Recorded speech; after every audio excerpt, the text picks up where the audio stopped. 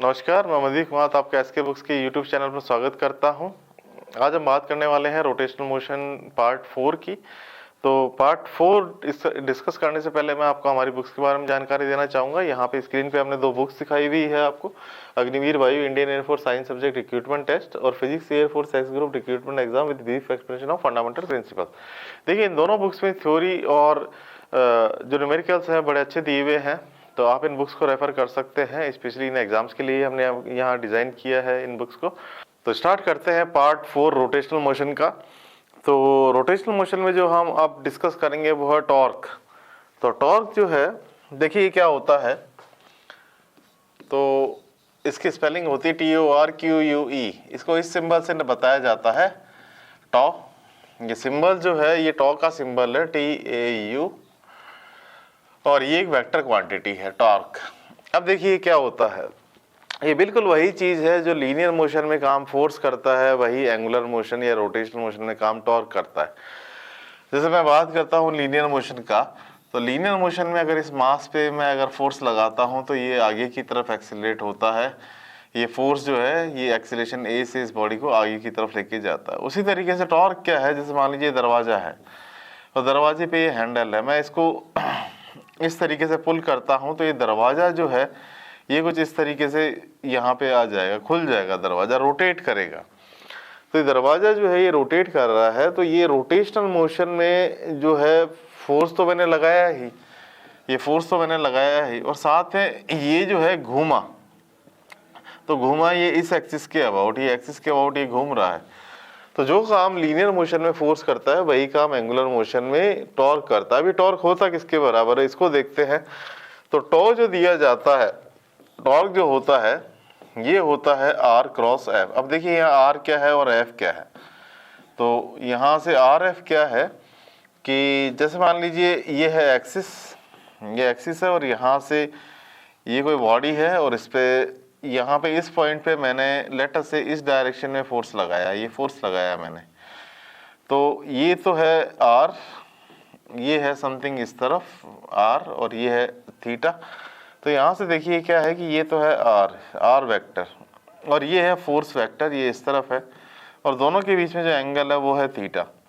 तो जो टॉर्क बताया जाएगा वो बताया जाएगा R क्रॉस F। अब ये टॉर्क क्या होगा, ये टॉर्क होगा यहाँ से RF sine theta n cap, इस तरीके से होगा R और F। ये थीटा क्या है, यहाँ पे थीटा जो है वो एंगल है between R and F, R और F के बीच में जो एंगल है वो है theta.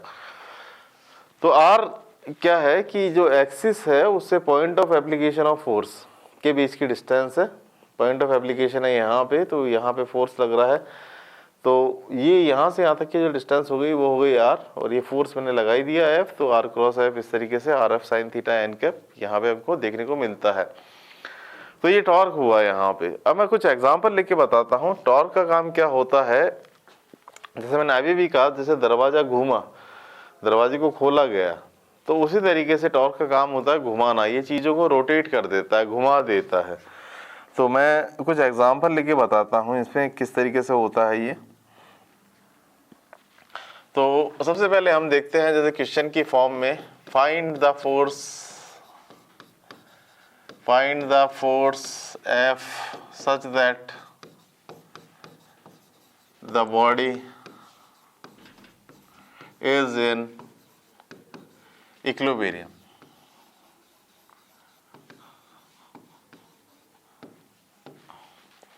Find the force F such that the body is in equilibrium। मैं यहाँ पे एक बॉडी बना देता हूँ कि ये फलक्रम है, और इसके अबाउट एक तो फोर्स लग रहा है यहाँ से F1, ये बराबर है 10 न्यूटन के, और यहाँ से यहाँ तक की डिस्टेंस है 10 मीटर, और ये फोर्स है F, और ये यहाँ से यहाँ तक की डिस्टेंस है 5 मीटर। लेट अस से ये 5 मीटर का डिस्टेंस है। देखिए जैसे सीसॉ होता है बिल्कुल करीब करीब उसी तरीके का, यहाँ पे बस केवल डिस्टेंस का फ़र्क है। जैसे एक फोर्स लग रहा है F, वो इस एंड पे लग रहा है, और ये एक प्लेट है, इसके ऊपर ये फोर्स इधर F1 लग रहा है 10 न्यूटन जो 10 मीटर डिस्टेंस से है, और यहाँ पे एक पाइवट पॉइंट है जिसके अबाउट ये घूमेगा पूरा, या तो ये ऐसे होगा इस तरीके से, और या फिर इस तरीके से हो जाएगा, हमको कुछ नहीं पता, हमको यहाँ पे डिस्टेंस दे रखी है 10 मीटर 5 मीटर और ये फोर्सेस दे रखे हैं। अब देखिए क्वेश्चन में क्या बोला गया है कि फोर्स F को फाइंड आउट करना है कि बॉडी इक्विलिब्रियम में रहे। तो इक्विलिब्रियम का मैं आपको मतलब समझाता हूँ। इक्विलिब्रियम का मतलब होता है कि जो उस पे बॉडी जो है बिल्कुल स्टेबल है, बॉडी जो है कहीं पे घूम नहीं रही है, आगे की तरफ मूव नहीं कर रही है, तो दैट इज इक्विलिब्रियम, वो इक्विलिब्रियम का पार्ट है। अब यहाँ से अगर देखेंगे तो इक्विलिब्रियम में रहने के लिए मैं इस बॉडी को वापस इधर की तरफ ड्रॉ करता हूँ, ये इस तरीके से है। तो ये जो फोर्स है ये घुमाने का ट्राई करेगा इस बॉडी को इस तरफ, यहाँ से इस तरफ घुमाने का ट्राई करेगा, और ये जो फोर्स है ये इस तरफ घुमाने का ट्राई करेगा। तो यहाँ से मैं सबसे पहले इस फोर्स का देखता हूँ कि ये फोर्स के कारण टॉर्क कितना हुआ। तो ये हुआ टॉप 1, और यहाँ पे मैं कह देता हूँ डिस्टेंस हो गई मेरे पास 10, और ये जो F है फोर्स जो लग रहा है वो लग रहा है 10। तो ये आ गया यहाँ से tau 1 that is equal to 100 newton metre. उसी तरीके से जैसे इसका जो टॉर्क लगेगा ये कितना लगेगा, ये लगेगा टॉप 2, ये लगेगा डिस्टेंस 5 मल्टीप्लाइड बाई F, तो यहाँ से लग गया 5F।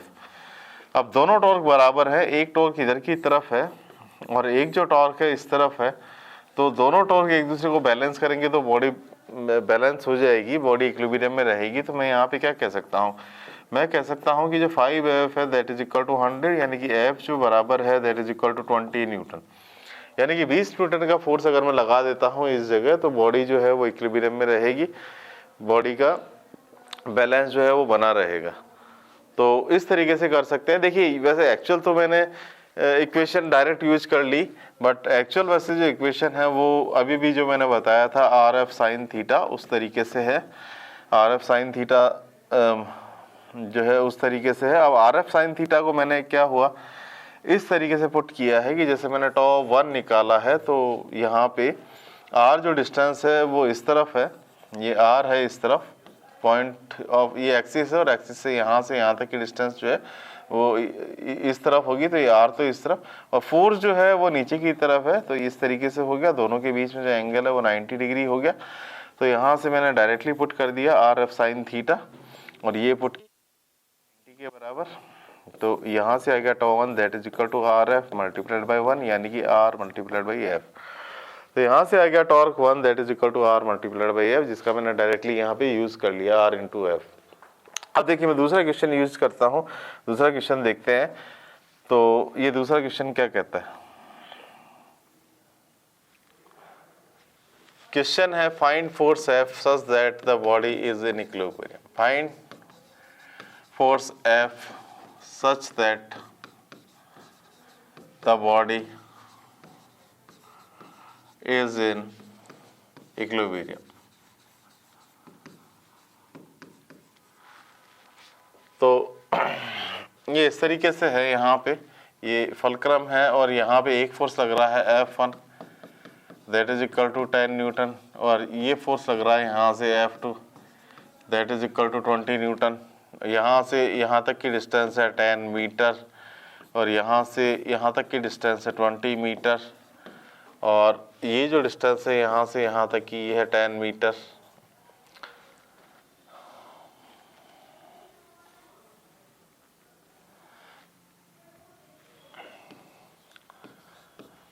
यहाँ से यहाँ तक की जो डिस्टेंस है ये है 10 मीटर। इस तरीके की बॉडी है। अब किस तरीके से होगा, तो देखिए सबसे पहले मैं इसका टॉर्क निकालता हूँ कि इसका टॉर्क कितना होगा। तो अब यहाँ से टॉप 1 जो है ये होगा RF साइन थीटा। तो देखिए R किस तरफ है, ये R इस तरफ है, और ये जो फोर्स लग रहा है that is in downward direction, downward direction में है, दोनों के बीच में जो एंगल है वो है 90 डिग्री। तो यहाँ से मैं इसकी डायरेक्शन बता देता हूँ कि किस डायरेक्शन में घुमाएगा। तो इस तरीके से घुमाएगा। मैं आपको एक तरीका और बताऊंगा टॉर्क को एग्जैक्टली निकालने का, इसी क्वेश्चन में मैं बताऊंगा आपको टॉर्क एग्जैक्टली डायरेक्शन जो एन के वेक्टर है वो किस तरफ होगी, बट अभी सिंपलीफाइड फॉर्म में यूज़ कर रहा हूँ। सिंपलीफाइड फॉर्म में इस तरीके से ये टॉर्क जो है घुमाने की कोशिश कर रहा है। अब इस टॉर्क को निकालते हैं। R जो डिस्टेंस है वो है 10, फोर्स जो है वो है 10, और दोनों के बीच में जो एंगल है थीटा वो है 90 डिग्री। तो यहाँ पे आ गया tau 1 that is equal to 100 newton metre. उसी तरीके से मैं इस टॉर्क की जब मैं बात करूंगा तो ये भी उसी तरीके से आ जाएगा कि ये डिस्टेंस है यहाँ से यहाँ तक की 20, यही R और F का डायग्राम बनेगा, और ये आएगा 20 × 20 × sin 90, और यहाँ से टॉ 2 आ जाएगा that is equal to 400। Direction जो है वो रहेगी इस तरफ, दोनों की डायरेक्शन जो है वो इस तरफ है। देखिए ये टॉर्क भी इसी तरफ घुमाने की कोशिश कर रहा है और ये टॉर्क भी इसी तरफ घुमाने की कोशिश कर रहा है, दोनों टॉर्क जो है सेम डायरेक्शन में घुमाने की कोशिश कर रहे हैं। अब जब इस टॉर्क की हम बात करेंगे तो ये अपोजिट डायरेक्शन में घुमाने की कोशिश कर रहा है। इस केस में इसका जो पर्टिकुलर केस है वो किस तरफ है कि ये टॉर्क जो है टॉ 3 ये बराबर है r क्रॉस एफ के, r इस तरफ हो जाएगा क्योंकि सेंटर पॉइंट से यहाँ से ये एक्सिस है, वहाँ से मेरे को डिस्टेंस लेनी पड़ेगी, तो मैं इस तरफ जाऊँगा तो r इस तरफ आएगा इसका, तो ये r है। और 4 जो है वो डाउनवर्ड डायरेक्शन में है, तो और दोनों के बीच में जो एंगल है वो 90 डिग्री है, और वही r ऑफ साइन थीटा में यहाँ पे पुट करता हूँ तो ये टॉ 3 आएगा। और r कितना है, r यहाँ से यहाँ तक का जो है दैट इज 10, और जो फोर्स है यहाँ से ये फोर्स है ये मेरे को फाइंड आउट करना है, और दोनों के बीच में जो एंगल है दैट इज 90 डिग्री, तो यहाँ से आ गया tau 3 that is equal to 10 multiplied by F. ये घुमाएगा इस तरीके से। देखिए ये जो फोर्स है ये घुमा रहा है इस तरीके से, और ये जो दो फोर्सेज हैं ये घुमा रहे हैं इस तरीके से, दोनों को बराबर कर देते हैं, यानी कि जो tan F है वो बराबर है लेफ्ट हैंड साइड का जो टॉर्क है वो राइट हैंड साइड के टॉर्क के बराबर है, यानी कि 400 प्लस 100 और दैट इज इक्वल टू 500। तो यहाँ से निकल के आता है force that is equal to 50 newton.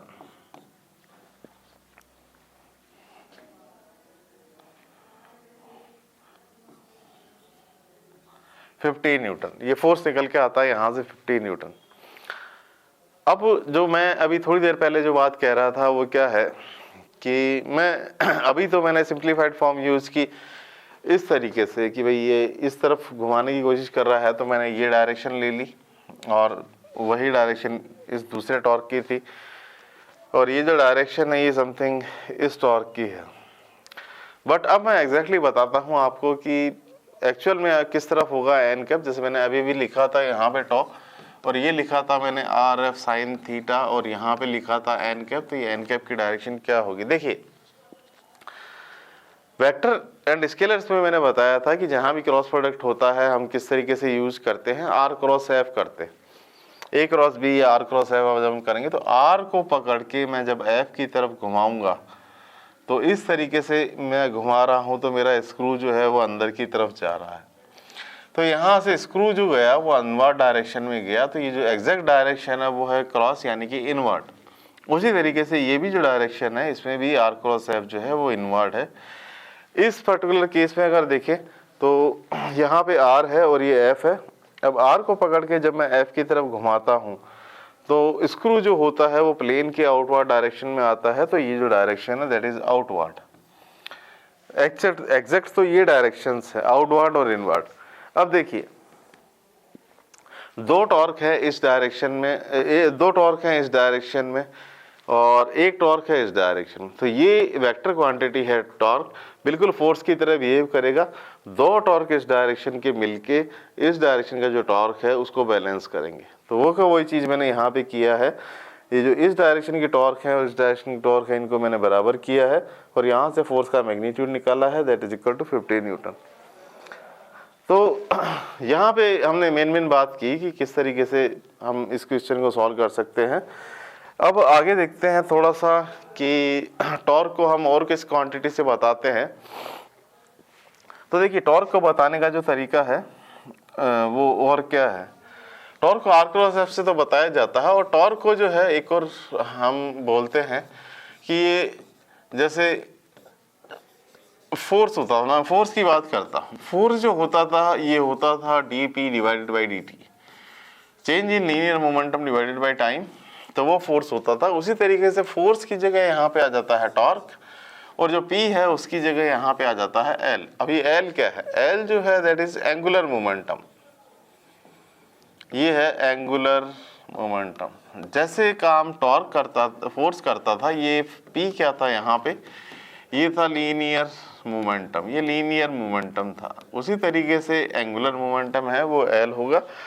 तो यहाँ से जो टॉर्क आ जाता है, ये टॉर्क आ जाता है यहाँ से dl divided by dt that is equal to torque. ये टॉर्क के बराबर होता है। ये टॉर्क इस तरीके से हम डिफाइन कर सकते हैं जहाँ पे L angular momentum. Angular momentum को हम लिखते हैं आई मल्टीप्लाइड बाई ओमेगा। ये एल जो है यहाँ पे एंगुलर मोमेंटम है which is equal to moment of inertia multiplied by angular velocity. I क्या है? Moment of inertia. ये हम पहले ही डिस्कस कर चुके हैं। मोमेंट ऑफ इनर्शिया आई से डिनोट करते हैं।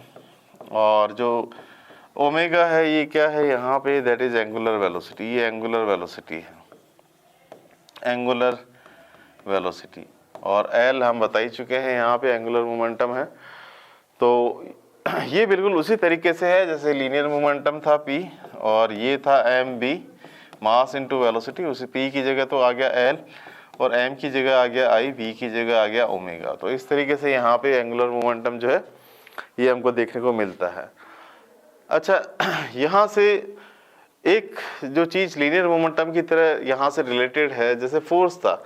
अगर मैं ये कहता हूँ कि एक्सटर्नल फोर्स 0 था तो मोमेंटम कंजर्वेशन का लॉ यहाँ पे अप्लाई होता था, मोमेंटम कंजर्व रहता था। अगर मैं कहता हूँ कि फोर्स 0 है तो यहाँ से आता था D P divided by D T, और यहाँ पे आ जाता था D P that is equal to 0, यानी कि चेंज इन मोमेंटम इज 0, यानी कि मोमेंटम जो था वो सेम रहता था। तो इस तरीके से मोमेंटम जो है वो सेम रहता था।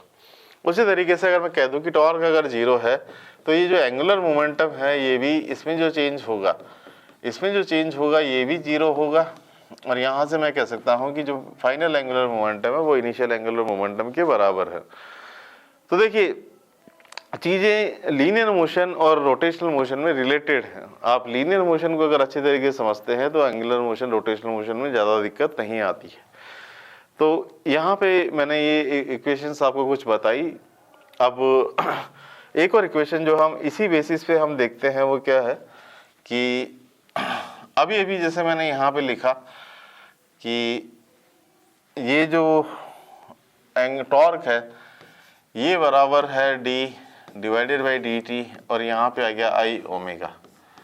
यहाँ से मैं कहता हूँ टॉर्क, यहाँ पे आ जाता है आई, यहाँ पे आ जाता है D omega divided by D T.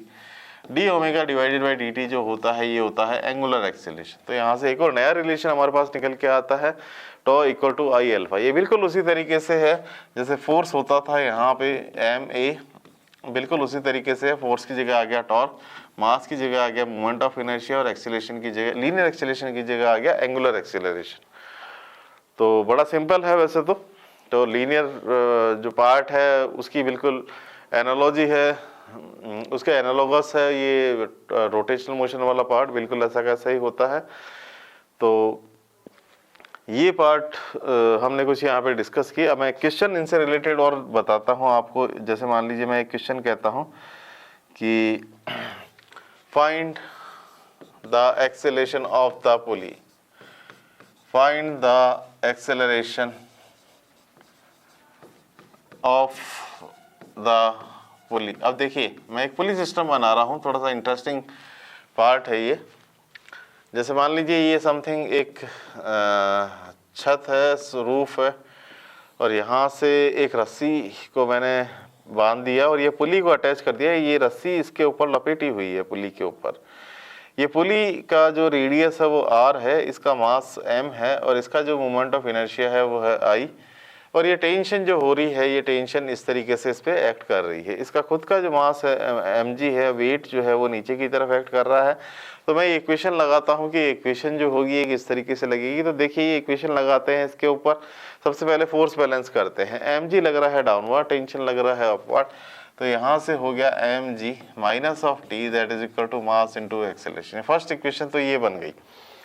mg wait जो है डाउनवर्ड एक्ट कर रहा है, टेंशन ऊपर एक्ट कर रही है, तो mg माइनस टी जो हो गया ये नेट फोर्स हो गया, और ये बराबर हो गया एक्सेलरेशन के। मान लीजिए ए जो है एक्सेलरेशन ए से नीचे आ रही है, तो इस तरीके की इक्वेशन हो गई। अब देखिए टॉर्क पे आते हैं हम। तो देखिए टॉर्क क्या होता है। टॉर्क देखिए इस पुली का, और अगर मैं यहाँ पे क्लेरिफाई करूँ तो ये टेंशन ऊपर की तरफ लग रहा है इस पुली के रिम पे। यहाँ से रेडियस जो है यहाँ पे इस तरीके से है, और ये रोल करता हुआ इस तरीके से यहाँ पे आ रहा है ये पुली। तो इसका एक एंगुलर एक्सेलरेशन भी है। तो पहले तो मैं टॉर्क निकालता हूँ कि यहाँ पे टॉर्क क्या है। तो टॉर्क जो आएगा वो आएगा r cross F, r multiplied by T. तो यहाँ पे इस तरीके से आ गया। अब जब यहाँ पे टॉ अगर इसको मैं पुट करूँ तो टॉ बराबर, जैसे अभी भी मैंने बताया था, आई अल्फा होता है। तो यहाँ पे आ गया आर टी और यहाँ पे आ गया आई एल्फा। एल्फा जो होता है ये होता है A divided by R, I A by R. तो टेंशन आ गया यहाँ से I A divided by R square. ये इक्वेशन, ये फर्स्ट थी इक्वेशन, ये सेकंड थी। जब दोनों को सम मैच करते हैं तो यहाँ से आ गया M G minus I A divided by R square. तो यहाँ से आ गया ये एम ए के बराबर। अब बस इसको सॉल्व करना बाकी है, हम बाकी काम तो कर चुके हैं। तो यहाँ पे आ गया M G that is equal to M A plus I A divided by R square. तो एक्सेलेरेशन आ गया यहाँ से M plus I by R square और यहाँ पे आ जाता है एम जी। तो एक्सेलेरेशन को मैं कह सकता हूँ कि मेरा रिलेशन आ गया M G divided by M plus I divided by R square. तो देखिए आज हमने टॉर्क के बारे में कुछ चीज़ें समझी, कुछ टॉर्क का वो किया। टॉर्क थोड़ा सा डिफिकल्ट पार्ट है, थोड़ा सा समझने में मुश्किल होता है। तो टॉर्क से रिलेटेड क्वेश्चन जो है अभी हम आगे और करेंगे पार्ट 5 में। तो टॉर्क, एंगुलर मोमेंटम और इन चीज़ों से हम पार्ट 5 में और डील करेंगे। तो आज का वीडियो आपको कैसा लगा ये कमेंट बॉक्स में ज़रूर लिखिए। हमारे वीडियो को लाइक कीजिए, दोस्तों के साथ शेयर कीजिए और हमारे चैनल को सब्सक्राइब कीजिए। धन्यवाद।